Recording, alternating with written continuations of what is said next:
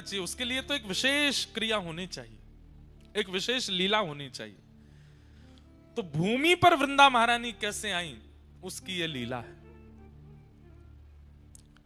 और कथा प्रारंभ होती है, देवराज इंद्र एक बार बृहस्पति गुरु के साथ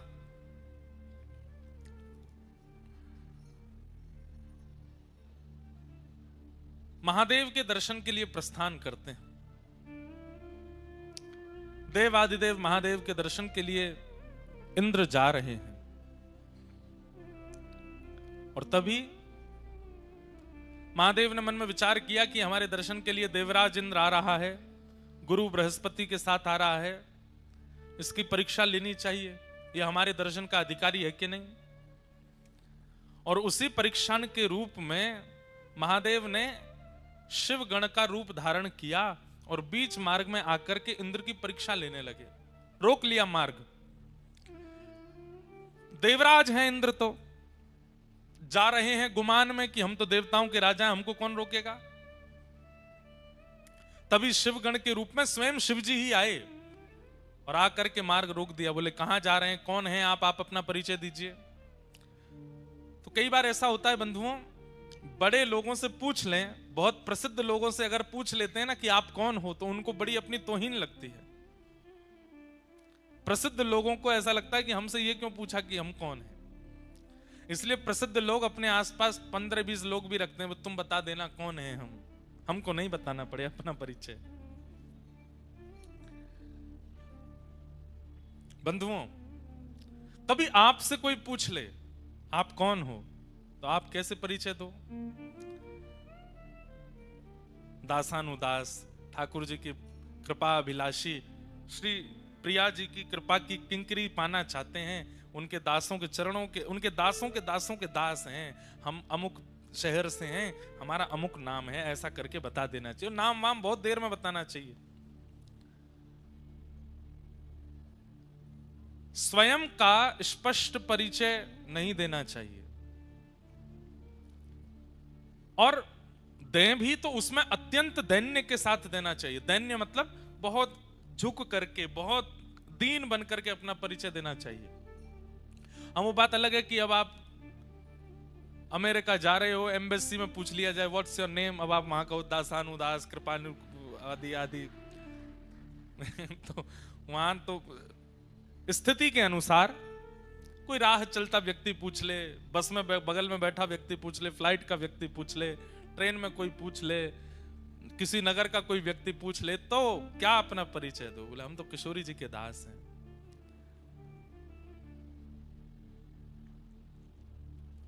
ये सीखना चाहिए हमें संतों से। एक बार वृंदावन में एक संत थे, उस समय सोशल मीडिया नहीं था, फोन भी नहीं थे, उस समय की बात। उन संत का इतना प्रचार हो गया पूरे भारत में कि भैया वृंदावन में एक संत रहते हैं, अमुक नाम के संत हैं, और भैया उनका स्वभाव, उनका विचार, उनकी शैली, उनकी बोली, उनका रूप, उनकी कुटिया, उनकी सेवा सब देखने लायक है। ऐसा लगता है कि कोई साक्षात ठाकुर जी का परम भक्त हो।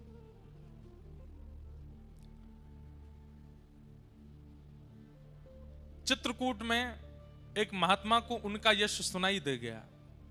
ध्यान से सुनिएगा।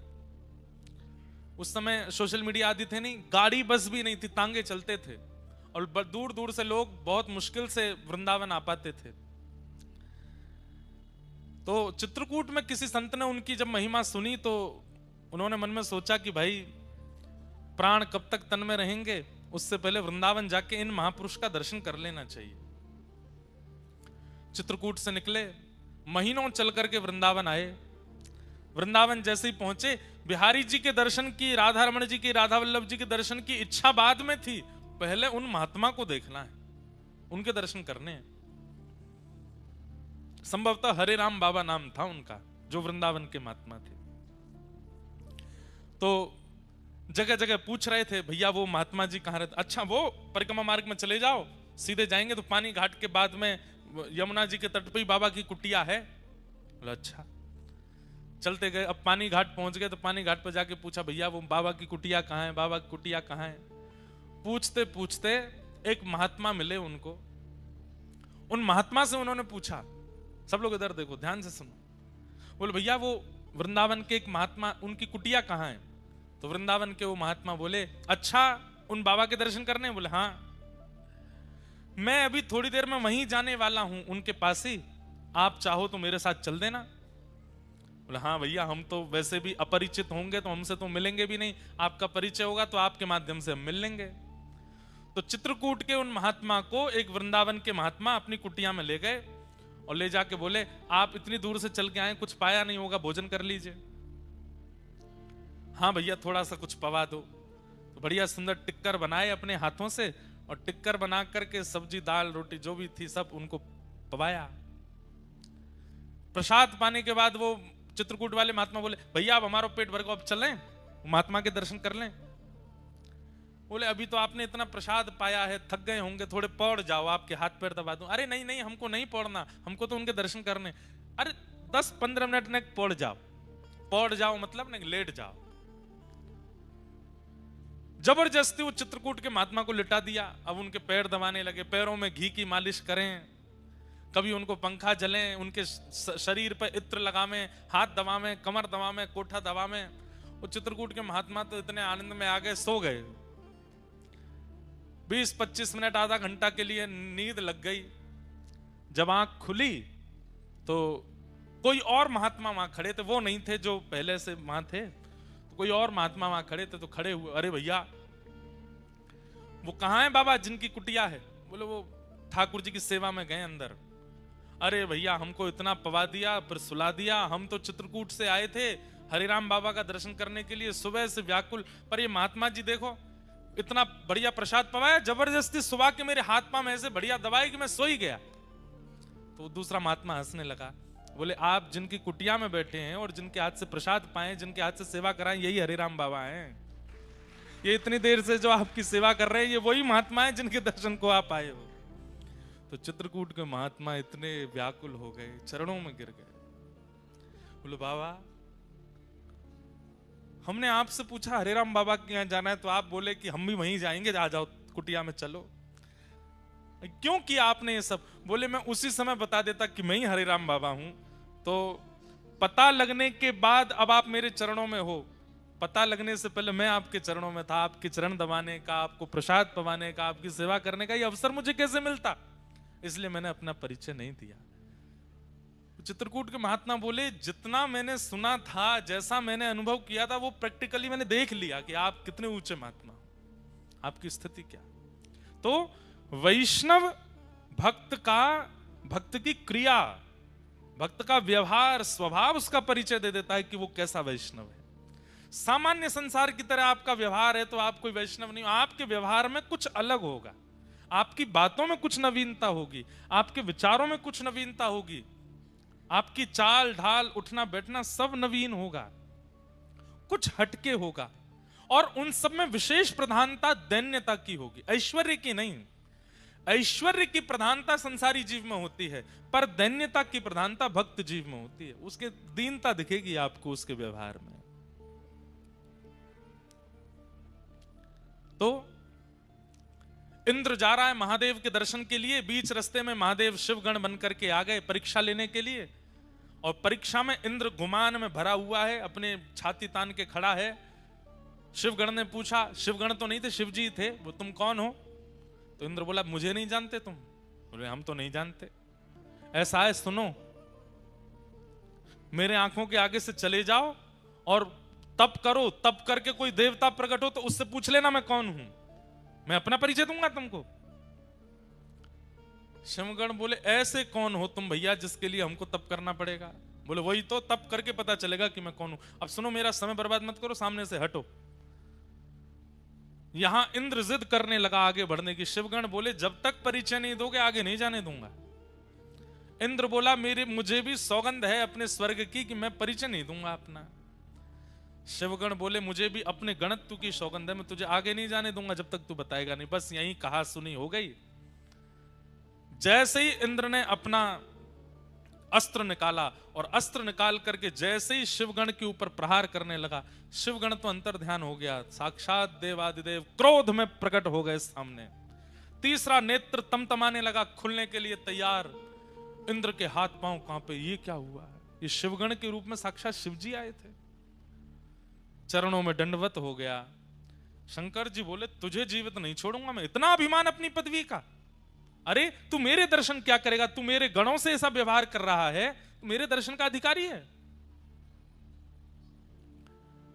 तब इंद्र ने अपने गुरुदेव, इसीलिए गुरु होने जरूरी हैं। कई बार शिष्य की नैया डूब रही हो तो गुरु जी बचा लेते हैं। गुरु बृहस्पति ने महादेव से कहा, गुरुदेव, हे देवादिदेव, ये तो सामान, आप तो जानते हैं इंद्र कैसा है, क्रोध मत कीजिए। 33 कोटि देवताओं के ऊपर इसका राज है, अगर इसे कुछ हो गया तो फिर स्वर्ग देव राजा विहीन हो जाएगा, दैत्य चढ़ाई कर देंगे। हे महादेव, आप कृपा करो। तो महादेव का श्वास थोड़ी सी कम पड़ी और जैसे तैसे करके बोले, गुरु की वजह से बच रहा है तू, नहीं तो आज तेरे प्राण पखेरु उड़ जाते। बृहस्पति बोले, आप बस शांत हो जाओ, आप कुछ कहो मत। महादेव बोले कि अब मैं तो कुछ नहीं कहूंगा, लेकिन जो मेरे अंदर क्रोध प्रकट हो गया है वो बिना निकले मानेगा नहीं, उसे कहां भेजूं? बोले, महाराज पृथ्वी में भेज देंगे तो प्रलय आ जाएगा, आकाश में डाल देंगे तो आकाश का भेदन हो जाएगा, लोक सब नष्ट हो जाएंगे। अथाह स्वरूप समुद्र का है, आप समुद्र में अपने क्रोध को विसर्जित कर दीजिए। तब महादेव ने अपना तीसरा नेत्र खोल करके उस प्रकट क्रोध को समुद्र में विलीन किया। समुद्र भी उस क्रोध के तेज को सह नहीं पा रहा था। भूचाल आ रहे थे, ज्वार भाटा आ रहा था, उष्ण हो गया समुद्र का जल। तब समुद्र ने भी प्रार्थना की, बोले, महादेव आपके क्रोध को हम भी सहन नहीं कर पा रहे हैं, अब क्या करें इसका? तो बोले, इसको फिर किसी एक रूप में प्रकट करके पृथ्वी पर इसको भेज दो। तब महादेव का वह क्रोध जो समुद्र भी सहन नहीं कर पाया, उसी ने एक रूप धारण किया और समुद्र से उसका प्रादुर्भाव हुआ, वही हुआ जलंधर। जलंधर इतना खतरनाक था कि महाराज देवता दैत्य सब थरथर कांपते थे उससे। महादेव का क्रोध है। जलंधर का विवाह हुआ वृंदा नाम की कन्या से। जलंधर वैसे ही इतना शक्तिशाली था, लेकिन वृंदा जैसी पतिव्रता पत्नी प्राप्त होने के कारण जलंधर का तेज, जलंधर का ऐश्वर्य, जलंधर का साम्राज्य और ज्यादा प्रगाढ़ होता चला गया। पतिव्रता नारी है वृंदा, अपने पति को परमेश्वर मानती है और उसके पातिव्रत के कारण जलंधर का जो बल है वो वैसे ही इतना बलवान था, लेकिन पत्नी के पातिव्रत के कारण वो और बलवान हो गया। इसलिए संसार में सबसे बड़ा व्रत यदि कोई है तो वो पातिव्रत है, पत्नी व्रत, पतिव्रत। यदि कोई व्यक्ति पतिव्रत का पालन करे, माताएं और भाई लोग पत्नी व्रत का पालन कर लें, कुछ नहीं करना, ना भूखा रहना है ना प्यासा रहना, खूब चकाचक खाओ पियो आनंद करो, बस एक के ही रहो। अगर आपने ये निश्चय कर लिया तो आप संसार की किसी भी स्थिति को पार कर सकते हैं।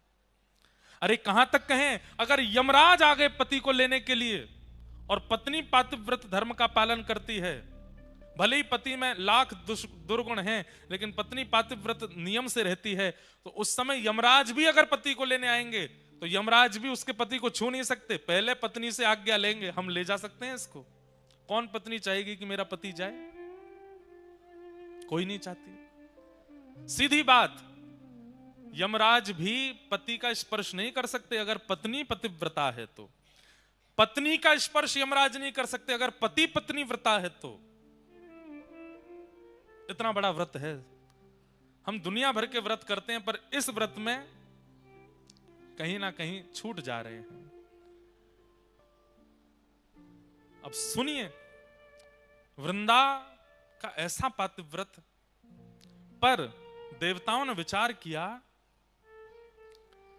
ये पतिव्रता है, ये बहुत अच्छी बात है, पर ये जानते हुए भी कि पति कितना दुष्ट है फिर भी पत्नी पतिव्रता है। तो ब्रह्मा आदि देवताओं ने कहा कि भैया वृंदा अपने पतिव्रत का पालन नहीं तोड़ सकती। तो ब्रह्मा जी से सब देवताओं ने कहा आप जाकर के जलंधर को समझाइए, वो आए दिन देवताओं पर आक्रमण करता है, यज्ञों का विध्वंस करता है। ब्रह्मा जी बोले मैं जाता हूं। ब्रह्मा जी गए जलंधर को समझाने के लिए। जलंधर ने ब्रह्मा जी के ही गला पकड़ लिया, इतना बलवान कि चतुरानन ब्रह्मा जी का गला पकड़ लिया, चारों आंखों से आंसू निकल आए। ब्रह्मा जी हाथ छुड़ा के भागे, युद्ध छिड़ गया देवता और जलंधर के बीच में। ब्रह्मा जी हार गए। देवताओं ने जाकर के प्रार्थना की, देवादिदेव महादेव शंकर जी से बोले महाराज आप कुछ करो। महादेव बोले मुझसे ही प्रकट हुआ है वो, और अपने से प्रकट हुए को मैं कैसे नष्ट कर सकता हूं, मैं तो नष्ट नहीं करूंगा उसको। तब ब्रह्मा जी ने मन में विचार किया कि ये शिव भक्त है बहुत बड़ा,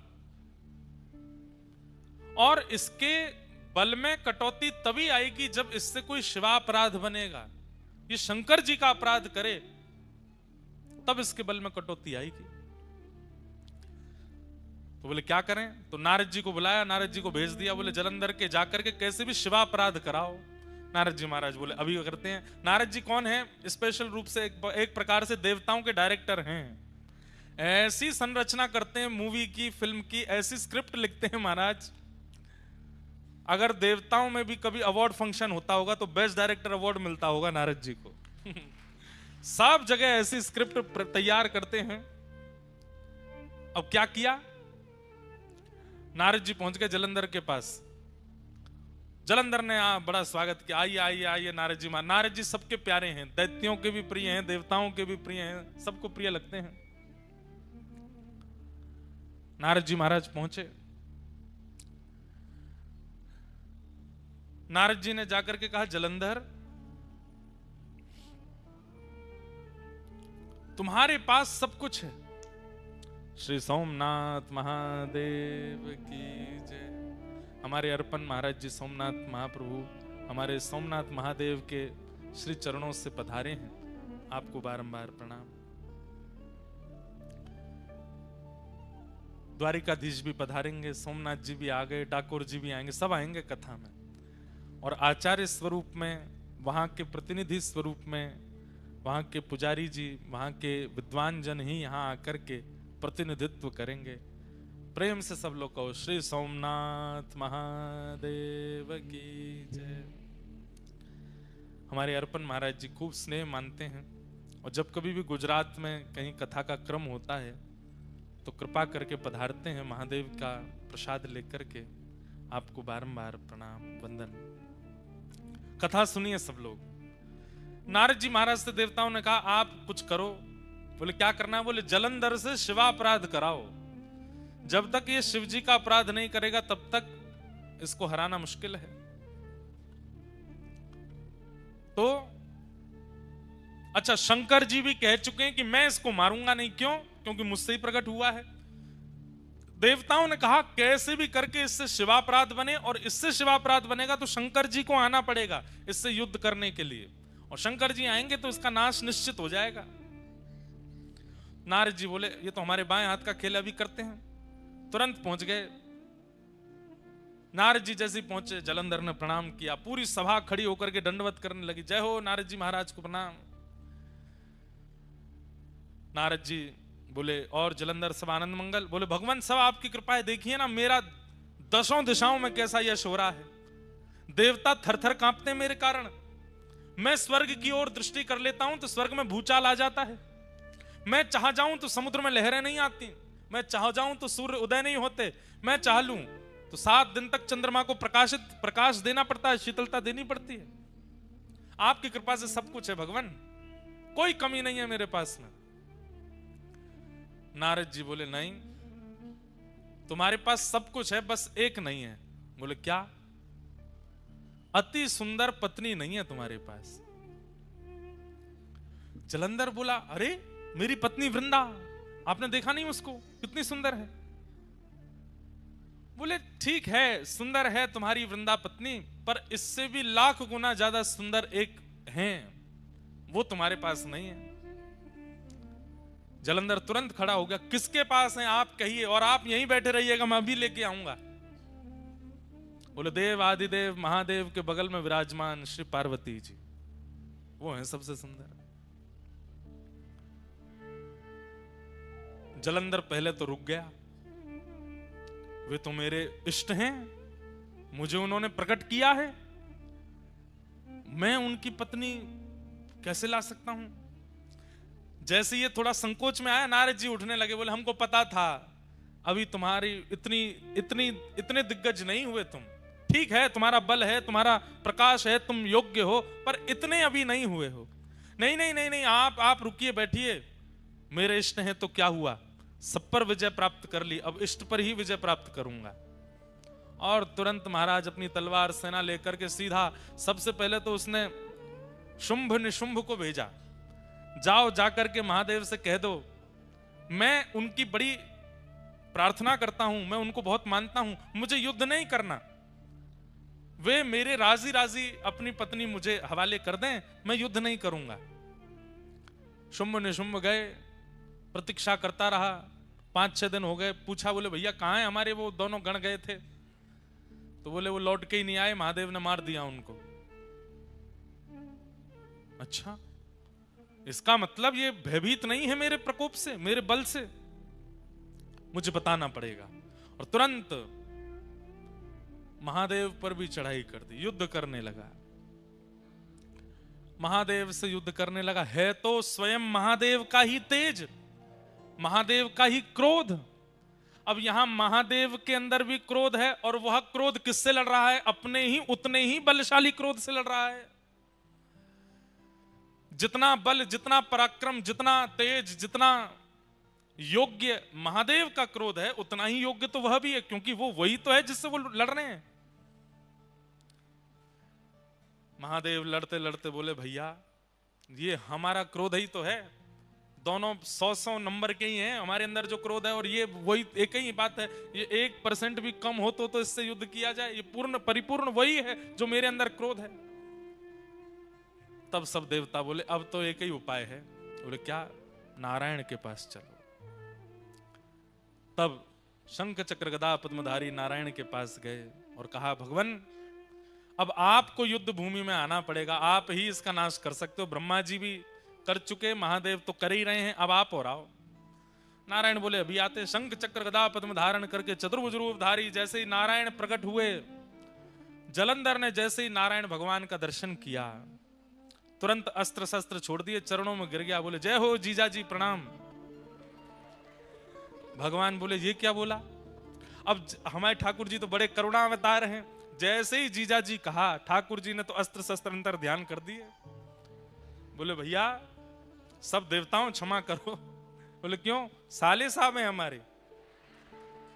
पर स्वयं भगवान ही बोले ए जलंधर तू हमको जीजा बोला क्यों, पहले ये तो बता। अरे महादेव का जब क्रोध प्रकट हुआ इंद्र के ऊपर, और जब वह क्रोध इंद्र पर ना डाल पाए तो कहां भेजा उस क्रोध को, बोले समुद्र में। और आपकी पत्नी लक्ष्मी जी कहां से प्रकट हुई है, बोले समुद्र से। तो इस नाते में भैया हुआ ना उनका, आप मेरे जीजा जी हो गए। नारायण भगवान बोले भाई बढ़िया संबंध निकाला, देवताओं से कहा भैया आई एम सॉरी, अब इसको नहीं मारेंगे हम, ये तो हमारा साला है। अच्छा उसने जीजाजी कहकर के प्रणाम जो किया तो लक्ष्मी भी प्रकट हो गई। अरे मेरे भैया, देवता तो बड़े भयभीत हो गए, बोले कि भाई अब क्या होगा। तुरंत ले गए नारायण भगवान को अपने घर में जाकर के स्थापित कर दिया। जलंधर ने पत्नी से कहा देवी तुम नित्य मेरी आराधना करती हो, अपना पातिव्रत धर्म का पालन करती हो, अब उसमें इनकी भी आराधना करो। अब जलंधर की स्थिति हो गई वो और ज्यादा बलशाली हो गया। क्यों, नारायण कृपा हो गई उसके ऊपर। सब देवता बोले भैया, सब प्रकार के तरीके अपना लिए, कोई काम नहीं आया। तब देवताओं ने भगवान की स्तुति गाई और कहा भगवान अगर इसका नाश नहीं हुआ तो पृथ्वी नष्ट हो जाएगी कुछ दिनों में। पृथ्वी नष्ट नहीं, आप विचार कीजिए, जो अपने इष्ट, अपने प्रकटकर्ता महादेव से युद्ध करने के लिए खड़ा हो सकता है, कल को वो आपसे युद्ध नहीं करेगा? अरे इसका बल जितना बढ़ता चला जाएगा, ये उतना ही अपने आप को श्रेष्ठ मानता हुआ सब पर हावी हो जाएगा, और एक दिन भगवान पदवी प्राप्त करने के लिए भी कुछ भी कर बैठेगा। इसका नष्ट करना बहुत जरूरी है। तब भगवान ने मूल बात बताई। क्या बात? ध्यान से सुनिएगा। बोले, ना तो महादेव का क्रोध इसके काम आ रहा है, ना ही ब्रह्मा जी की कृपा इसके काम आ रही है, ना ही मेरे इसके घर में विराजने से इसका बल बढ़ रहा है। इसके बल का मूल स्रोत है इसकी पत्नी का पातिव्रत। देवताओं को भगवान ने समझा दिया। बोले, कितना बड़ा व्रत है पातिव्रत। एक पत्नी यदि पतिव्रता हो जाती है तो तीनों देव लग जाते हैं उसको हराने में, लेकिन उस व्यक्ति का बाल बांका नहीं कर पाते। ये पातिव्रत का बल है, और इसका पातिव्रत जब तक नष्ट नहीं होगा तब तक इसका कुछ नहीं बिगाड़ पाएंगे हम। पातिव्रत नष्ट नहीं करना है, पर अगर व्रत से किसी गलत व्यक्ति का बल बढ़ रहा है तो उस व्रत को समाप्त करना पड़ता है। क्या करें? तो भगवान बोले, अब हमको वृंदा को उसके पातिव्रत का फल देना है। और पातिव्रत का फल क्या है? कि पति रूप में साक्षात ठाकुर जी प्राप्त हो जाएं। ये पातिव्रत का फल है। और पातिव्रत के फल के रूप में जलंधर का रूप धारण करके स्वयं श्रीमन नारायण वृंदा के समीप आ गए। बंधुओं, ये वृंदा का पातिव्रत का फल मिला है उसको, कि सामान्य पति नहीं है, जिसके लिए मीराबाई कहती हैं, ऐसे बर को बरे जो जन्मे और मर जाए, बलहारी श्री गोपाल जी, बर बर श्री गोपाल जी, जासो चुड़ लो मैं हुए जाए। श्री गोपाल जी पति बन करके आ जाएं, ये तो मीराबाई की इच्छा है। इसके लिए मीराबाई कितनी रोई हैं, कितनी पीड़ा में रही है, तब जाकर के ठाकुर जी ने उनको वो फल दिया। आज वृंदा को वो फल क्यों दे रहे हैं? क्योंकि उसका पातिव्रत श्रेष्ठ है। और भगवान ही जलंधर के रूप में आकर के वृंदा के सामने खड़े हो गए, और जैसे ही अपने पति के अलावा अन्य की चरणों में प्रणाम करके उनका तिलक किया, उनकी आरती उतार करके, न्योछावर करके, जल उबार करके, प्रसाद पवा करके उच्छिष्ट पाया, वहां जलंधर जिसके लिए वो पातिव्रत करती थी उसका बल क्षीण होने लगा। क्यों?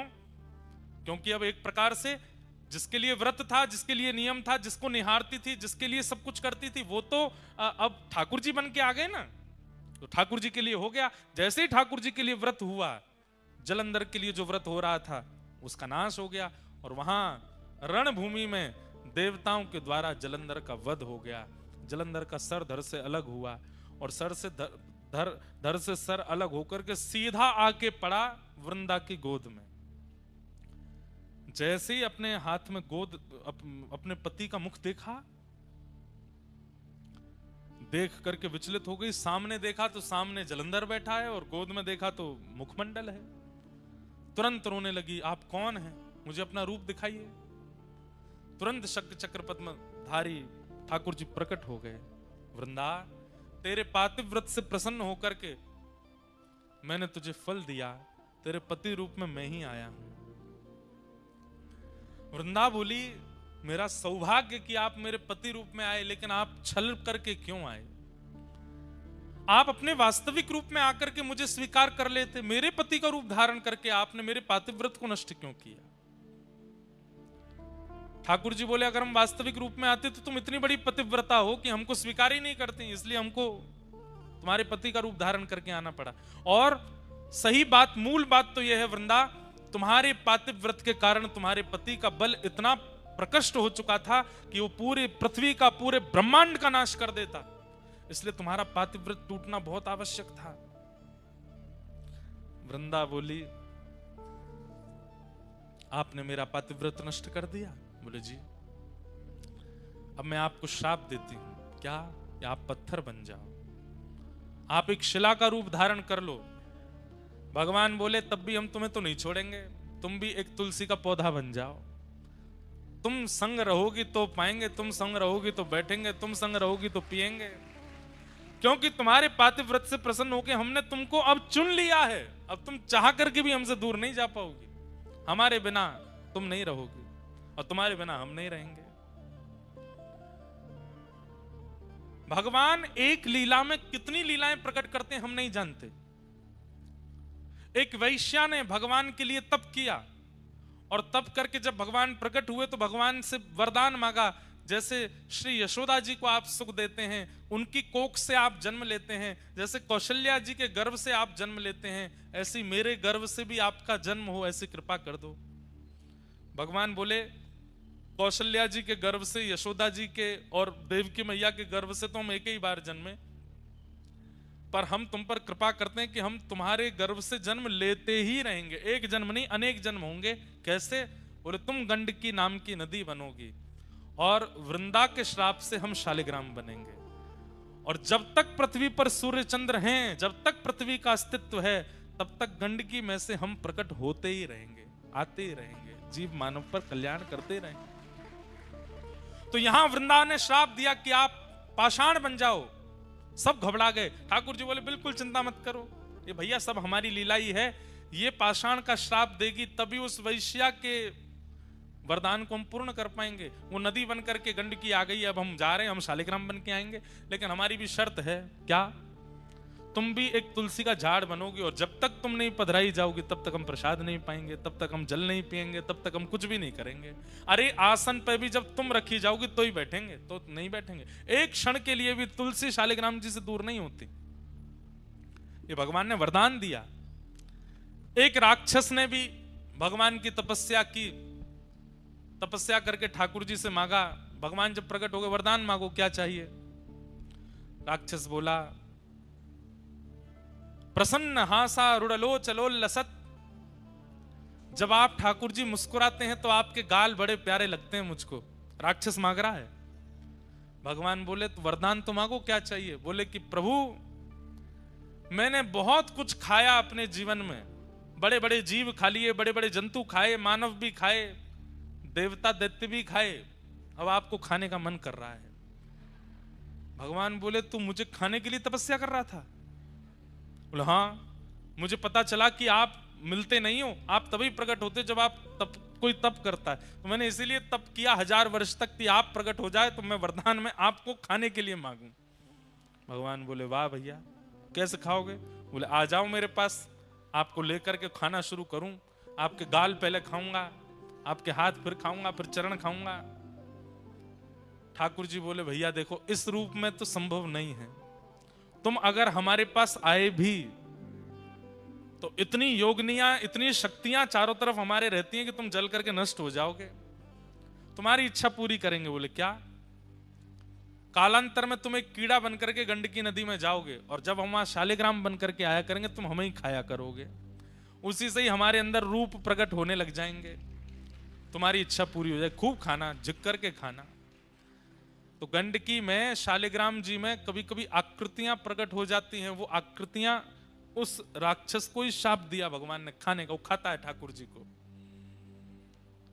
हमारे ब्रज में तो